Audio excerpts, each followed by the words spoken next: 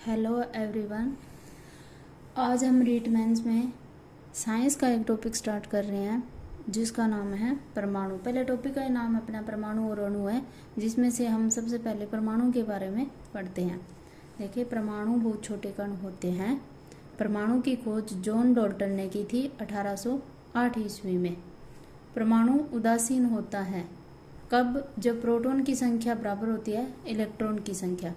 परमाणु पर आवेश कितना होता है? 0।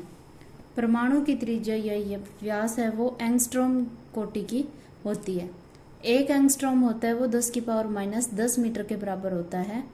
1 मीटर बराबर होता है 10⁻10 एंगस्ट्रॉम। परमाणु की त्रिज्या वो नैनोमीटर में भी मापते हैं। 1 नैनोमीटर बराबर होता है 10⁻⁹ मीटर या 1 मीटर बराबर होता है 10⁹ नैनोमीटर। उसके बाद है परमाणु क्या होता है। परमाणु तत्व का वह छोटा कण है जो किसी भी रासायनिक अभिक्रिया में भाग ले सकता है, परंतु स्वतंत्र अवस्था में नहीं रह सकता। कि ये किसी भी रासायनिक अभिक्रिया में भाग तो ले लेगा, लेकिन ये स्वतंत्र अवस्था में नहीं रह सकता। परमाणु अणु और आयन बनाते हैं जिन्हें हम सामान्य भौतिक विधियों के द्वारा अलग अलग नहीं कर सकते। अब परमाणु संरचना के लिए कुछ दार्शनिकों ने विचार दिए थे, जिसमें सबसे पहले हैं महर्षि कणाद। 16वीं शताब्दी में भारतीय दार्शनिक महर्षि कणाद के द्वारा रचित वैश्विक दर्शन में परमाणु सिद्धांत का उल्लेख किया है।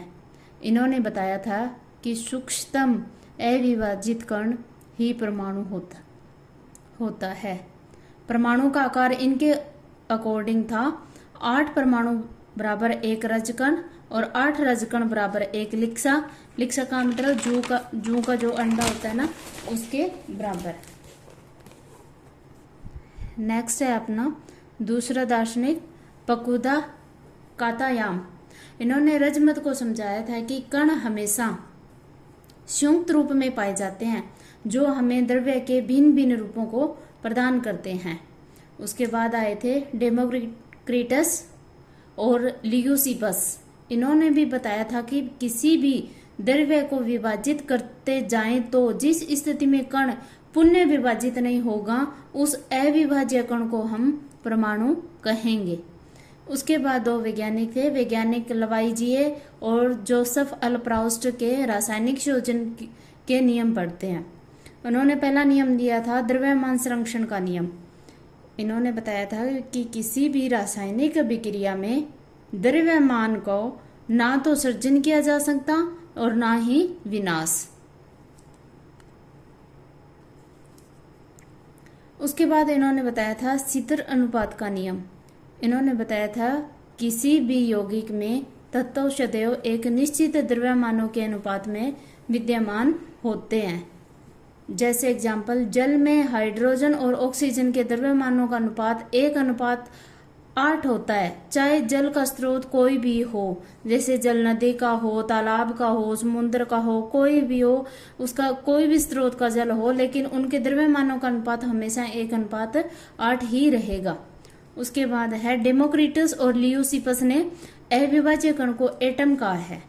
एटम का मतलब होता है एक एनोड प्लस टर्म या कट जिसे विभाजित नहीं किया जा सकते। एटम शब्द ग्रीक भाषा के एटोमिया से लिया गया है, जिसका अर्थ है न काटा जाने वाला अर्थात अविभाज्य। उसके बाद पढ़ते हैं हम परमाणु की संरचना।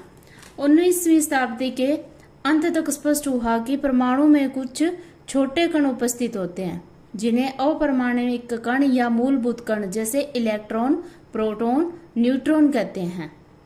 सबसे पहले पढ़ते हैं हम प्रोटॉन के बारे में। प्रोटॉन के खोजकर्ता हैं गोल्डस्टीन। इस पर आवेश होता है वो होता है धनावेश, जैसे प्लस में 1.6 × 10⁻⁻19 कूलाम। इसका आपेक्षिक आवेश होता है पॉजिटिव। इसका द्रव्यमान होता है 1.67 × 10⁻27 किलोग्राम। इसकी जो उत्पत्ति है वो एनोड या केनाल किरणों के द्वारा मानी गई है। उसके बाद है प्रोटॉन का द्रव्यमान इलेक्ट्रॉन से 1837 गुना अधिक होता है। न्यूट्रॉन न्यूट्रॉन के खोजकर्ता जेम्स चैडविक है।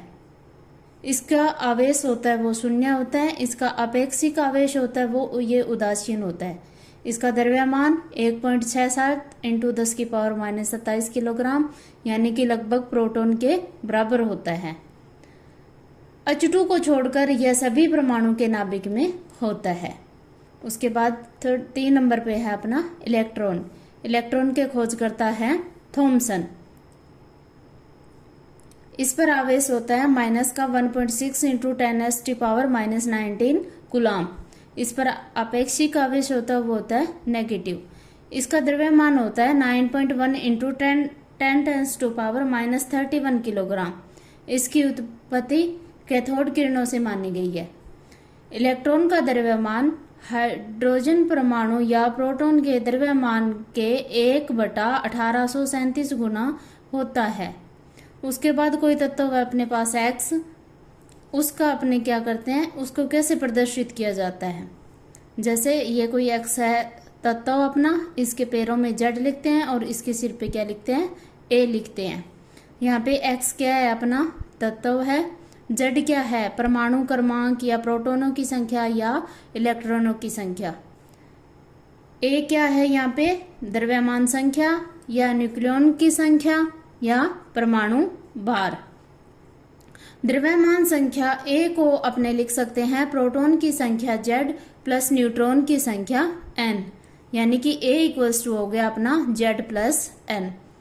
A बराबर और Z होते जो परमाणु संख्या Z होती है वो किसके बराबर होती है, प्रोटॉन की संख्या P के बराबर होती है।